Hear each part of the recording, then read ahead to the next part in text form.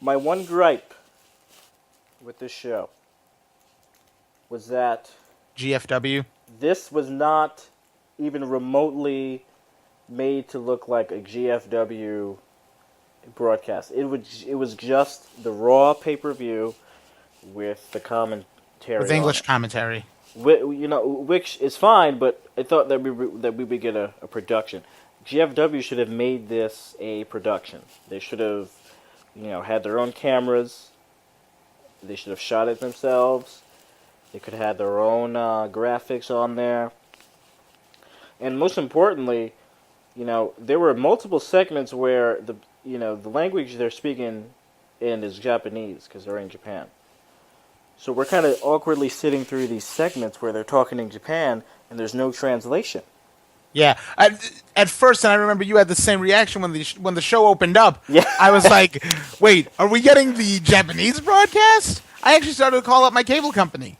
Right, the show opens up, just immediately opens up with a package that shows all the matches.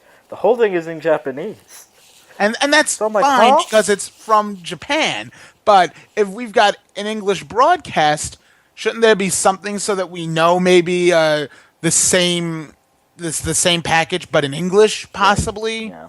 Just something so that us people who don't speak Japanese know what's going on. Right. If they make it their own production, GFW, then that solves the problem of translating the segments.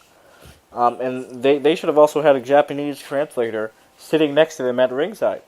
That would have helped a lot. That would have helped a lot. Because I know when I have watched an episode of Raw, and it just happened to be on a Spanish channel, because I just happened to be flipping through the channels and I just happened to go by it. The Spanish commentary, when somebody's cutting a promo in the ring, they are immediately saying in Spanish what the wrestler is saying in English. Translating it, yeah. They're immediately translating it, so you know what's going on right off the bat. Right, yeah. So this wasn't a GFW thing at all. This was New Japan, and that's all there is to it. Yeah. You can't even say there was a little bit of GFW, because there was one GFW logo the entire night. During Jeff Jarrett's entrance.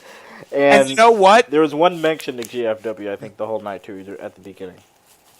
Yeah, that too, because you know what? I honestly didn't even notice the GFW logo on during Jarrett's entrance. I really didn't. I still would not have noticed it or known it happened unless you had just brought it up. Yeah. And another thing that was happening, the guys at New Japan, the officials, should have at least given Jim Ross and Stryker, a layout of what was going on in the show. Because after a match, it would go to like a video package, and then the two would awkwardly kind of talk over the package, and then they would shut up really quickly. So the package could go on, even though we're not really going to understand what's going on in the package anyway. Right, yeah, and those two are talking about like the match before or something like that. So you got to keep your commentators in the loop here. But overall, GFW had no business putting their name on this event.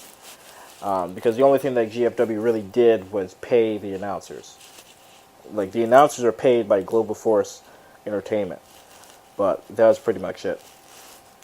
Yeah, I'm not disappointed at all with the show. It was a great show. No, absolutely not. But it was a tremendous show, and I'm really glad I was able to watch it. But this was not a GFW anything. No, no.